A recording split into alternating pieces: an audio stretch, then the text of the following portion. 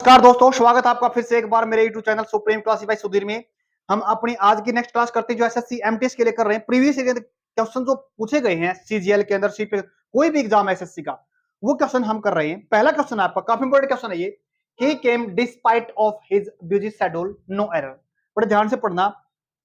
देखो, जब भी हम पढ़ते हैं ना, ये दो वर्ड होते हैं अपने पास। एक होता है डिस्पाइट, क्या बोलते हैं, दो वर्ड होते हैं जैसे ये, जिसका मतलब होता है बावजूद, इसके बावजूद। ये एक वर्ड है अपने पास डिस्पाइट ऑफ, सॉरी, एक तो वर्ड दे रखा अपने पास ये डिस्पाइट, लेकिन एक और इसके जैसा शब्द दे रखा अपने पास, वो होता है इंस्पाइट। दोनों का मतलब क्या होता है, के बावजूद। क्या बोला, दोनों का मतलब होता है के बावजूद। दोनों प्रेपोजिशन अपने पास, दोनों का मतलब क्या बताया, के बावजूद। अब याद रखना, जैसे इसमें एरर क्या है, एरर अपने पास जो मतलब अपने पास इंस्पाइट, जो ये प्रेपोजिशन दे रखी है ना, डिस्पाइट के साथ प्रेपोजिशन को नहीं लिखा जाता। उसके बाद देखो, इंस्पाइट के साथ प्रेपोजिशन क्या लगती है जी, ऑफ लगती है। क्या बोला, इंस्पाइट के साथ प्रेपोजिशन क्या लगती है, ऑफ लगती है। लेकिन डिस्पाइट के साथ प्रेपोजिशन ऑफ नहीं लगती। इसका मतलब एरर कहां पे हो गया, बी पार्ट के अंदर एरर होगा। कई बार ये क्वेश्चन आता है एग्जाम के अंदर। नेक्स्ट क्वेश्चन देखिए, देखो, all his efforts to find his lost child were in vain. बड़े ध्यान से देखना, इस वेन का मतलब क्या होता है। पहले तो इस वेन का मतलब देख लेते हैं। इस वेन का मतलब क्या होता है, जो हमारे पवन चक्की होती है ना, जहां से क्या है, जहां से हम एनर्जी बनाते हैं, विद्युत प्राप्त करते हैं, जो पवन चक्कियां होती हैं, जिनके जो ब्लेड होते हैं ना, पवन चक्कियों के ब्लेड क्या बोलते हैं, वेन बोलते हैं, VANE। पवन चक्की का जो ब्लेड होता है उसको बोलते हैं वेन, VANE। इस वेन का मतलब क्या होता है, जो हम VEIN, जो अपनी नसें होती है ना, क्या बोला मैंने, जो अपनी नसें होती हैं, उसको बोलते हैं VEIN, या सिराएं बोल सकते हैं। ये वेन होता है। इस वेन का मतलब होता है जी व्यर्थ। क्या बोलेंगे, इस वेन का मतलब होता है जी व्यर्थ, यानी कोई चीज की हमने वेस्ट में की, यानी इसका मतलब होता है व्यर्थ में। इसका मतलब क्या बोला, इसका मतलब जो हमारी नसें होती है ना, जो सिराएं होती हैं, उनको क्या बोलते हैं, वेन बोलते हैं। इसका मतलब क्या होता है, पवन चक्की का ब्लेड होता है। लेकिन हम WANE, इस वेन का मतलब क्या होता है, किसी चीज का धीरे धीरे, क्या बोला मैंने, किसी चीज का धीरे धीरे क्या हो जाना, कमजोर होना। टू बिकेम ग्रेजुअली वीकर, क्या, टू ग्रेजुअली वीकर, धीरे धीरे किसी चीज का क्या हो जाना, कमजोर हो जाना। इस वेन का मतलब होता है। समझ में आ गया। अब देखो, तीनों सभी का मतलब देखा हमने, लेकिन हम इस वेन की जगह पे क्या लिखेंगे, ऑल हिज एफर्ट, जितने उसने प्रयास किए ना, टू फाइंड, ढूंढने के लिए, हिज लॉस्ट चाइल्ड, अपने बच्चे को, वर, वो सभी क्या हो गए, इन वेन, व्यर्थ में गए। क्या व्यर्थ में गए हैं, या फिर धारा, इसका मतलब क्या बताया था मैंने, इसका मतलब जो हमारी जो सिराएं होती है ना, या जो हमारी नसें होती हैं, उनको बोलते हैं। इसका मतलब भी नहीं है। इसका मतलब क्या बताया था हमने, जो पवन चक्की होती है उसके ब्लेड को क्या बोलते हैं, वेन बोलते हैं। और इसका कोई चीज धीरे धीरे वीक हो जाना होता है, इसका मतलब होता है। तो इसका सही आंसर क्या बनेगा अपने पास, सही आंसर बनेगा इसका बी, यानी इंप्रूवमेंट करना पड़ेगा इसके अंदर। इस वेन का मतलब होता है व्यर्थ। नेक्स्ट क्वेश्चन देखिए, नेक्स्ट क्वेश्चन देखो अपने पास, I like tea and I like coffee. जब हम क्या है, दो सेंटेंस को लिख रहे हैं अलग अलग तरीके से, इसके अंदर हमारे को एरर बताना, क्या, टी टू कॉफी आ सकता है, टी आफ्टर कॉफी आ सकता है, या फिर नो इंप्रूवमेंट आ सकता है, या बोथ टी एंड कॉफी आ सकता है। बड़े ध्यान से देखना, जब भी हम सेंटेंस को लिखते हैं ना, आई लाइक, अपने पास एक ऑप्शन आया हुआ है, क्या बोला, अपने पास एक ऑप्शन आया हुआ है टी टू कॉफी। जब हम अपनी पसंद को दिखाते हैं ना, क्या बोला, जब हम अपनी पसंद को दिखाते हैं, एक पसंद को ज्यादा दिखाते हैं, एक पसंद को कम दिखाते हैं। क्या बोला मैंने, एक पसंद को ज्यादा और एक पसंद को कम। जब हम ऐसे सेंटेंस लिखते हैं या फिर कोई चीज को बताते हैं, पसंद को दिखाते हैं, एक को ज्यादा और एक को कम, तो उस एक चीज को तो हम पहले लिखते हैं। जैसे मैंने बोला, मैं टी को पसंद करता हूं, किससे ज्यादा, कॉफी से ज्यादा। तो सही सेंटेंस अपने पास पहला ही बनेगा। इससे एरर पूछता है एग्जामिनर कई बार, I like to, I like tea to coffee, ये अपना सही सेंटेंस बनेगा। इसके अंदर टी आफ्टर कॉफी तो नहीं हो सकता, होता ही नहीं है। तो बोथ टी एंड कॉफी, ये भी नहीं होगा इसका सही आंसर। इंप्रूवमेंट तो हमारे को करने की जरूरत पड़ी है, क्योंकि एग्जामिनर पूछना चाहता है हम कि एक को ज्यादा और एक को कम पसंद करते हैं तो कैसे लिखेंगे, वो सही तरीका लिखने का है, I like tea to coffee. Next question देखिए अपने पास, all these all mangoes are ripe. जो ये सभी जो मैंगो है ना, ये क्या है, राइप, पके हुए हैं। याद रखना, जब भी हमने एक दो क्लास शायद पीछे एक दो क्लास में किया था, अपने पास दो वर्ड ऐसे हैं। पहला तो क्या है, पहला तो अपने पास क्या है, ओल है। ये एक ओल वर्ड है, और एक वर्ड और अपने पास, पहला देखो ओल, देखो मैंने क्या कहा, क्या सिखाया था पहले, ये अपने पास एक ऐसा ओल वर्ड है जिसके हम क्या करते हैं, बाद में रखते हैं। क्या रखते हैं, अगर आर्टिकल को रखना पड़े ना हमारे को, क्या बोला मैंने, अगर आर्टिकल को रखना पड़े तो क्या रखते हैं, आर्टिकल ओल के बाद रखते हैं। और एक अपने पास है बोथ, क्या बोलेंगे, बोथ भी है अपने पास। बोथ का मतलब किसको दिखाता है, बोथ का मतलब वो दो को दिखाता है। ओल का मतलब किसको दिखाता है, सभी को दिखाता है। जब हम बात करते हैं किसकी, ओल की, आने वाला जो अगर लिखे हम आर्टिकल या फिर लिखे हम डेटरमिनर, क्या बोलेंगे, अगर हम आर्टिकल को लिखना चाहें या फिर डेटरमिनर को लिखना चाहें, आर्टिकल और डेटरमिनर को लिखने के लिए हम ओल से पहले, क्या बोला मैंने, ओल से पहले नहीं लिखेंगे। ओल के कब लिखेंगे, बाद में रखेंगे।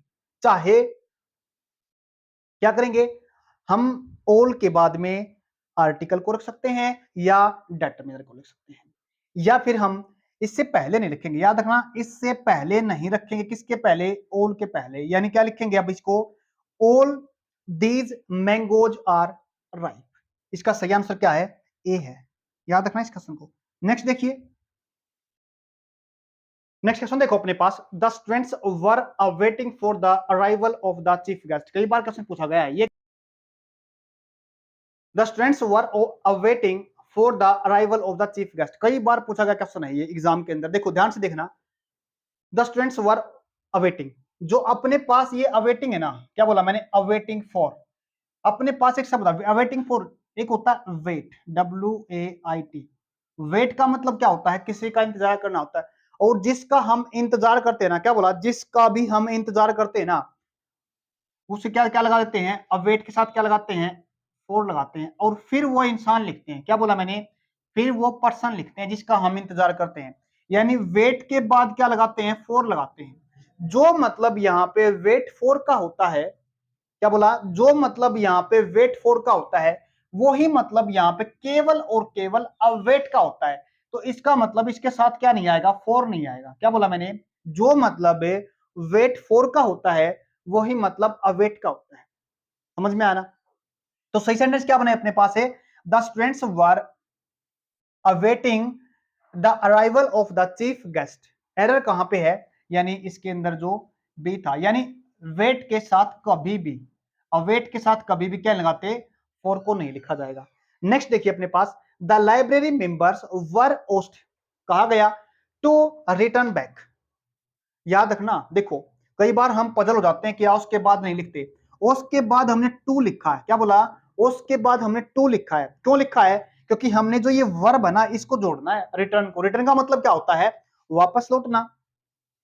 अब किस चीज के लिए लौटा रहे हैं वापस, वापस तो किसकी बात कर रहे हैं, बुक्स की बात कर रहे हैं, बुक की बात करी है हमने।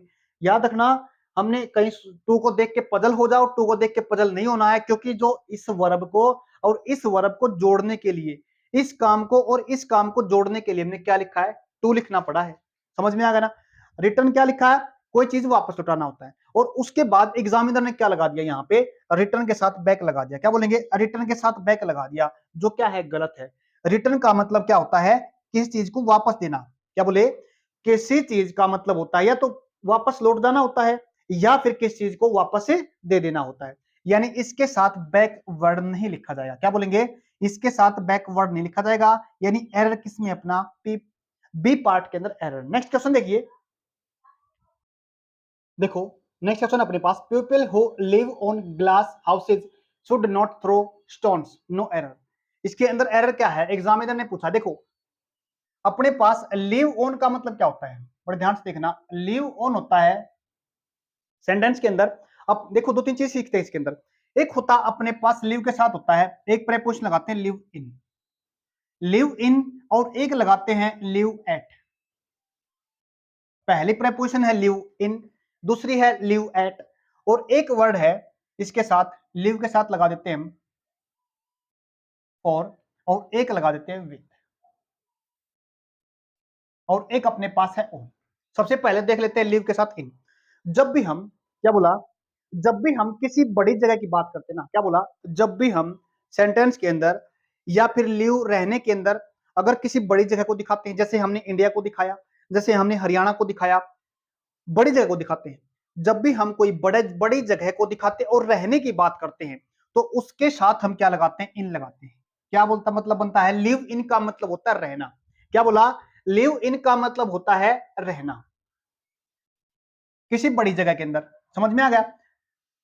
अब एक चीज और देखो, पीपल हु लिव ओन थोड़ा ना होगा यहाँ पे, इसका मतलब क्या हुआ, रहना होता है लिव इन ग्लास हाउसेज, जो क्या है, शीशे के घरों में रहते हैं। Should not throw stones. समझ में आ गया। यानी लिव इन का मतलब होता है रहना, यानी एरर तो किसके अंदर आ गया, अपने पास ए और बी। एरर अपने पास किसके अंदर है, इस बी के अंदर है, लिव इन। उसके बाद है लिव एट। लिव एट का मतलब होता है, बड़ी जगह की तो बात की हमने, लिव इन के साथ बड़ी जगह को दिखाएंगे तब भी करेंगे। और जब हम किसी चीज के अंदर रह रहे हैं, क्या बोला मैंने, जब किसी चीज के अंदर रह रहे हैं तब भी हम क्या लगाएंगे, इन लगाएंगे।